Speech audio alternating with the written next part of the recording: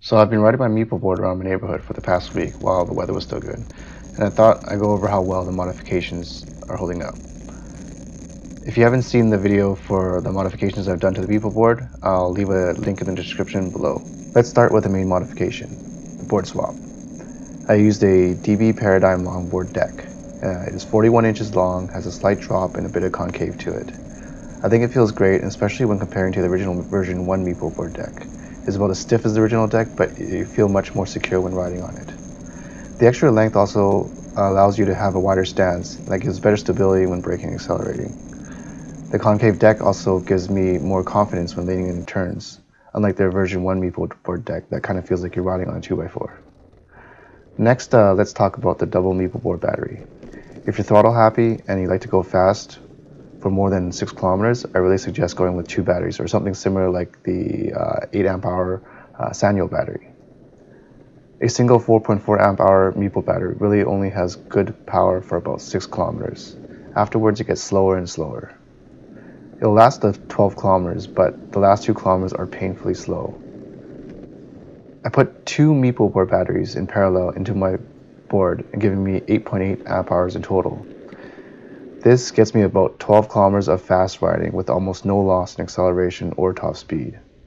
I haven't done any long distance tests yet, but I estimate about 20 kilometers in fast mode with the 2 batteries and much further in slow mode. The last big mod I did for the Meepo board was a custom box I made to house the 2 batteries and ESC with enough space for a 3rd battery. I made it out of a tough and durable material called Kydex. It is the same material used in molded gun and knife holsters.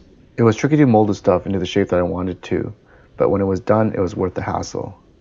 I've had no issues with it supporting the weight of 2 batteries and ESC, but because I had to make it in 3 pieces, it creaks when I flex the longboard. I plan on fixing this by adding foam or felt between each layer of Kydex and where the Kydex meets the board. This should also help with dust and dirt getting inside, but not water. The last mod I did to the Meepo board is the battery meter. I used a battery meter I bought off Banggood, and I mounted it where the hole for the drop-through trucks would normally go through. The battery meter is great. It's much better than the original Meepo gauge, and being able to see exactly what voltage my batteries are at, it allows me to judge how far I'll be able to travel.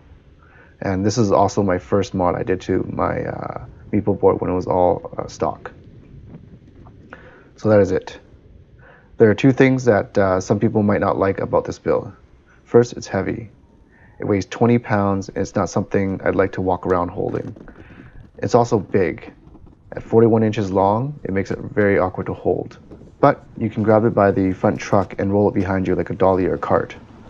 Otherwise, I'm still very happy with how this board turned out.